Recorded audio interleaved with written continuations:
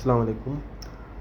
আচ্ছা, আজকে আপনার রেজিস্ট্রেশন কীভাবে করবেন সেটা আমি নিয়ে একটু ডিসকাস করব। সেটা হলো আপনার এই অ্যাপসে ঢুকবেন, গ্রুপ এক্সপেন্স অ্যাপসে আপনার আইডি এবং পাসওয়ার্ড দিয়ে লগ ইন করবেন। লগ ইন করার পরে আপনারা দেখবেন একদম নিচে গ্রুপ কানেক্টিং নামে একটা অপশন আছে। তো এখানে আপনারা ক্লিক করবেন।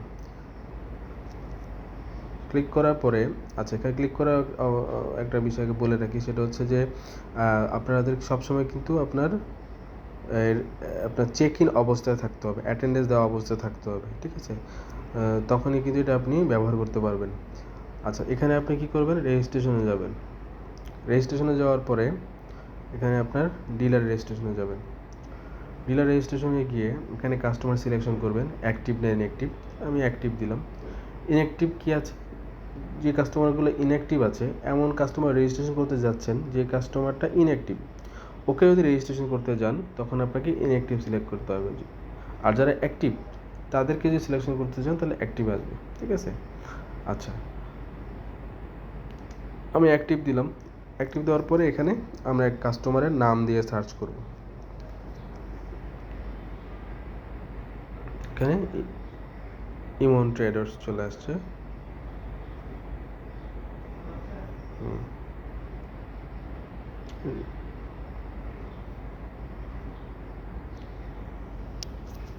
এখানে আমি নাম দিয়ে সার্চ করছি।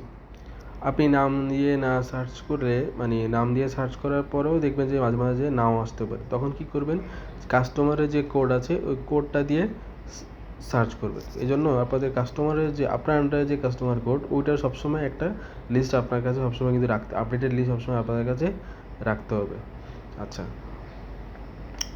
কাস্টমার কোড দিয়ে অথবা নাম দিয়ে সার্চ করবেন। যদি নাম দিয়ে সার্চ করে না আসে তাহলে কোড দিয়ে সার্চ করে চলে আসবে। বিজনেস স্ট্যাটাস ওপেন ক্লোজ, বিজনেসটা কি ওপেন নাকি ক্লোজ? আচ্ছা, ওপেন তো ওপেন বুঝছেন, অ্যাক্টিভ যেহেতু আছে সে ওপেনই আছে। তো এই ক্লোজ এখানের কাজটা কি? ক্লোজের কাজটা হচ্ছে আপনি একটা ইনঅ্যাক্টিভ কাস্টমারকে আপনি এখানে রেজিস্ট্রেশন করতেছেন। এখন ওই ইনঅ্যাক্টিভ কাস্টমার যেটা, ও আপনার সাথে ব্যবসা এখন আর করে না, কিন্তু তার ব্যবসা ওপেন আছে, আরেক কোম্পানির সাথে ব্যবসা করে। তাহলে জিনিসটা কী হলো, সে আপনার জন্য সাথে ইনঅ্যাক্টিভ কিন্তু তার ব্যবসা ওপেন।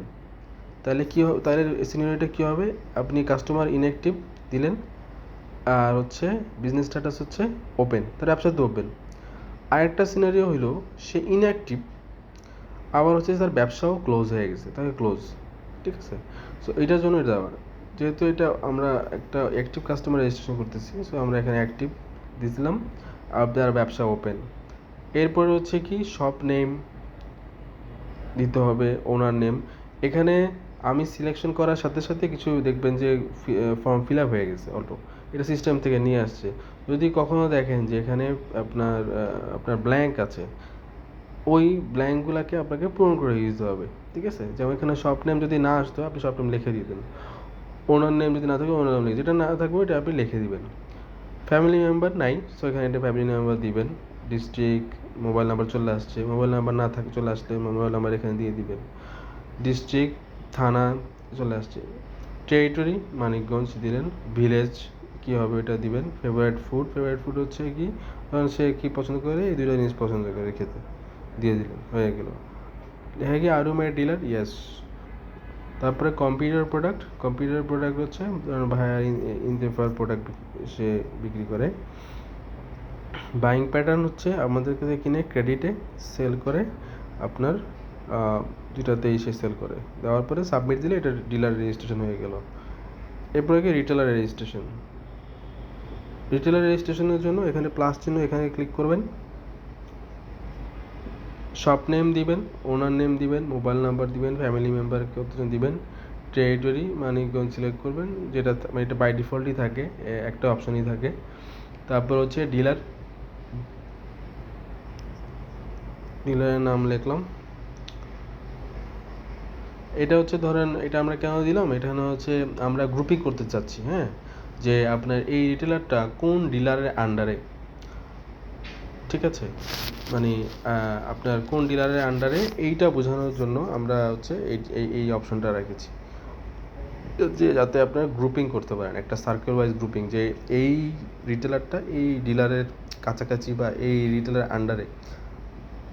এমন হতে পারে যে আপনার রিটেলার আসলে ওই ডিলারের কাছ থেকে আপনার ওইভাবে কিনে না, কিন্তু আপনি ওইভাবে একটা সেট আপ করে ফেলবেন যে এই রিটেলারটা এই ডিলারের কাছাকাছি, মানে একটা নির্দিষ্ট এরিয়ার ভিতরে আপনার হচ্ছে যে এই আপনার হচ্ছে রিটেলারটা এই ডিলারের আন্ডারে আমি রাখতে চাই। সো ওই গ্রুপিংটা করার জন্য আপনি এই অপশনটা দেওয়া হয়েছে। এখানেও একই রকম, নাম দিয়ে সার্চ করলে যদি না আসে, কাস্টমারের কোড দিয়ে সার্চ করবেন, চলে আসবে। ডিস্ট্রিক্ট দিবেন, থানা দিবেন, ভিলেজ দিবেন, ডিউএসএল ফার্টিলাইজার ইয়েস থাকলে ইয়েস, নো থাকলে নো। কম্পিউটার প্রোডাক্ট একই রকম দিলেন। ফেভারিট ফুড কি দিবেন, হয়ে গেল। বাইং প্যাটার্ন ক্যাশে, সেলিং প্যাটার্ন আপনার সে ক্যাশে সেল করে, সাবমিট দিলে হয়ে গেল রেজিস্ট্রেশন। ফার্মার রেজিস্ট্রেশন যদি করে যে কী আছে, ফার্মারের নাম, mobile number, family member, territory যেটা আছে, ডিলার, এটা একই রকম। এই ফার্মারটা কোন ডিলারের আন্ডারে একটা গ্রুপ করতে চাচ্ছেন, সো ওই ডিলারের নামটা দিয়ে দিবেন। নাম যদি না আসে, আপনি কোড দিয়ে সার্চ করে চলে আসবে। ডিস্ট্রিক্ট, থানা, ভিলেজ, ল্যান্ড সাইজ ইন শতক, তার কত শতক জমি আছে। রিমেম্বার, এখানে শতকের যে হিসাব, ওই হিসাবটা দিবেন। কত শতক, তার 2 বিঘা 3 বিঘা জমি আছে, বিঘাতে না, অবশ্যই শতকে দিবেন। তারপর হচ্ছে কি ফেভারিট ফুড, তার ফেভারিট ফুড ওই একই রকমভাবে ফেভারিট ফুড সিলেক্ট করে দিয়ে দিবেন। ডু ইউ বাই আর ফার্টিলাইজার, ইয়েস থাকলে নো, নো থাকলে নো। কম্পিউটার প্রোডাক্ট একই রকম, কোন কোন কম্পিউটার প্রোডাক্ট বিক্রি করবে সিলেকশন করবেন, হয়ে যাবে। হুইচ ক্রপ ইউ কাল্টিভেট, এখানে মাঠ ফসল দিবেন। মাঠ ফসলের আন্ডারে কী কী আছে, ধরুন পাট, চা, এগুলো সে করে। শুধু সে মাঠ ফসল করে না, সে আপনার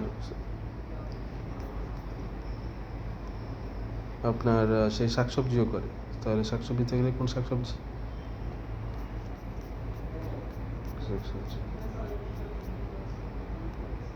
দিলেন। ফার্টিলাইজার কস্ট পার শতক, একটা সিজনে ফার্টিলাইজার ব্যবহার তার কত টাকা খরচ হয়, সেই হিসাবটা এখানে দিবেন টাকায়, সাবমিট দিবেন, হয়ে যাবে। রেজিস্ট্রেশনে যাবেন, ডিএ রেজিস্ট্রেশন থেকে কী আছে, ডিএ অফিস, অফিসার নাম, designation, mobile number, territory, district, থানা, ভিলেজ, সাবমিট দিবেন, হয়ে যাবে। এনজিও অফিস, অফিসারের নাম, designation, mobile number, territory, district, থানা, ভিলেজ, সাবমিট দিলেন, হয়ে গেল।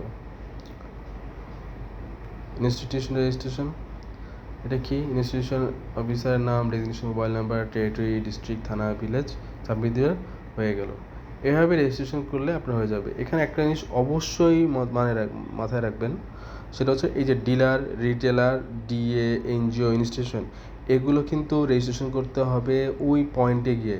ডিলার রেজিস্ট্রেশন করবেন ডিলার পয়েন্টে গিয়ে, রিটেলার রেজিস্ট্রেশন করবেন রিটেলার পয়েন্টে গিয়ে, ডিএ রেজিস্ট্রেশন করবেন ডিএ অফিসের সামনে গিয়ে, এনজিও করবেন এনজিও রেজিস্ট্রেশন এনজিওর অফিসে গিয়ে, ইনস্টিটিউশন করবেন ইনস্টিটিউশনে যে লোকেশন, ওই লোকেশনে যা করবেন। ফার্মারটা নট ম্যান্ডেটরি, ফার্মারটা আমরা যেখানে যখন তখন আপনি দেখা হতে পারে। সো ফার্মারটা আপনি একটা জায়গায় টুকে রাখবেন আপনার নাম্বারটা, পরবর্তীতে আপনি যে কোনো সময় যে ইনফরমেশনগুলো সাবমিট করে দিবেন, ঠিক আছে। তো এইভাবে আপনার রেজিস্ট্রেশনটা পুরোপুরি কমপ্লিট করে ফেলবেন। আর হচ্ছে একটা জিনিস সবসময় আপনার করবেন, সেটা হলো যে যখন আপনারা রেজিস্ট্রেশন করতে যাচ্ছেন, তখন অবশ্যই এতে ডেটা অন থাকে এবং জিপিএস অন থাকে, এটা রাখবেন। এবং অবশ্যই কিন্তু আপনার অ্যাটেন্ডেন্স অবস্থায় থাকতে হবে, ঠিক আছে। অ্যাটেন্ডেন্স অবস্থায় বলতে মিনস করতেছি, যেখানে এই যে অ্যাটেন্ডেন্স অপশন আছে, এখানে অ্যাটেন্ডেন্স আপনার দেওয়া অবস্থায় থাকতে হবে, হ্যাঁ, নাহলে কিন্তু আপনি এখানে রেজিস্ট্রেশনটা করতে পারবেন না। তো আজকের মতো এগুলো, থ্যাংক ইউ।